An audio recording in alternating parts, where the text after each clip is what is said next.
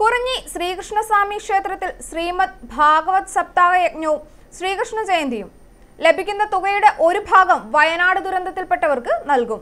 കുറിഞ്ഞി ശ്രീകൃഷ്ണസ്വാമി ക്ഷേത്രത്തിൽ ശ്രീമദ് ഭാഗവത സപ്താഹ യജ്ഞത്തിനും ശ്രീകൃഷ്ണ ജയന്തി ആഘോഷങ്ങൾക്കും ഒരുക്കങ്ങൾ പൂർത്തിയായി. ഇതിൽ നിന്ന് ലഭിക്കുന്ന തുകയുടെ ഒരു ഭാഗം വയനാട് ദുരന്തത്തിൽപ്പെട്ടവർക്ക് വീട് വയ്ക്കുന്നതിനായി നൽകുമെന്ന് ക്ഷേത്രം ഭാരവാഹി രമേശ് KR പറഞ്ഞു.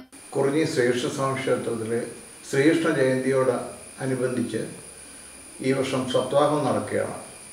അതിൻ്റെ ഔദ്യോഗികമായ ഉദ്ഘാടനം 23-ാം തീയതി വൈകിട്ട് 7 മണിക്ക്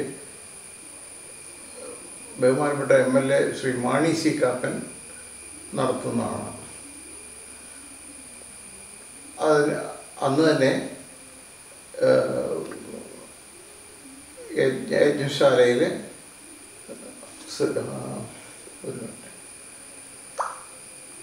മാഹാത്മ്യ പ്രഭാഷണം ഉണ്ടായിരിക്കുന്നതാണ്.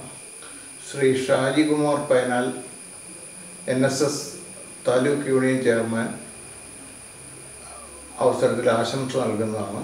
അതോടൊപ്പം Ramapuram SNDP union president Shri Sukumaran Perumbrai ആശംസാ പ്രസംഗം നടത്തുന്നതാണ്.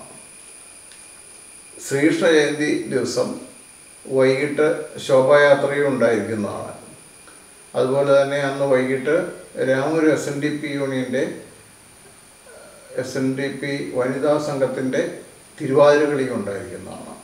26-ാം തീയതിയാണ് ഈ ശ്രീകൃഷ്ണ ജയന്തി. ഈ സപ്താഹത്തിൽ നമുക്ക് കിട്ടുന്ന തുകയുടെ ഒരു ഭാഗം നമ്മൾ വയനാട് ദുരിതബാധിതർക്ക് വേണ്ടി മാറ്റിവെക്കുന്നുണ്ട്. അത് അവസാന ദിവസം ബഹുമാനപ്പെട്ട പാല RDOയെ ഏൽപ്പിക്കണമെന്നാണ് ഉദ്ദേശിക്കുന്നത്. ആഗസ്റ്റ് 23 മുതൽ 30 വരെയാണ് ശ്രീമദ് ഭാഗവത സപ്താഹ യജ്ഞം നടക്കുന്നത്. കട്ടപ്പന അയ്യപ്പൻ കോവിൽ മോഹൻജിയാണ് യജ്ഞാചാര്യൻ. പുതുവിള ദേവരാജൻ കായംകുളം, ബാബു ഏലപ്പാറ, രാജേഷ് കട്ടപ്പന എന്നിവരാണ് സഹ ആചാര്യന്മാർ. സന്താനകൃഷ്ണനാണ് ഇവിടുത്തെ പ്രതിഷ്ഠാ സങ്കല്പം. 23-ന് വെള്ളിയാഴ്ച ക്ഷേത്രപൂജകൾ, ദീപാരാധന, ഉദ്ഘാടന സഭ എന്നിവ നടക്കും. ഭദ്രദീപ പ്രജ്വലനം, ഉദ്ഘാടന പ്രസംഗവും മാണി C കാപ്പൻ MLA നിർവഹിക്കും.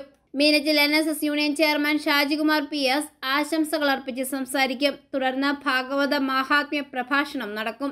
26 തിങ്കളാഴ്ചയാണ് ശ്രീകൃഷ്ണ ജയന്തി ആഘോഷം. 11:30-ന് ശ്രീകൃഷ്ണ അവതാരം, ഉണ്ണിയൂട്ട്, തൊട്ടിലാട്ട് എന്നിവ നടക്കും. വൈകിട്ട് 4:30-ന് ശോഭായാത്ര, ആഗസ്റ്റ് 30-ന് ഭാഗവത പാരായണം, മഹാപ്രസാദമൂട്ട് എന്നിവയോടെ ശ്രീമദ് ഭാഗവത സപ്താഹ യജ്ഞത്തിന് സമാപനം കുറിക്കും.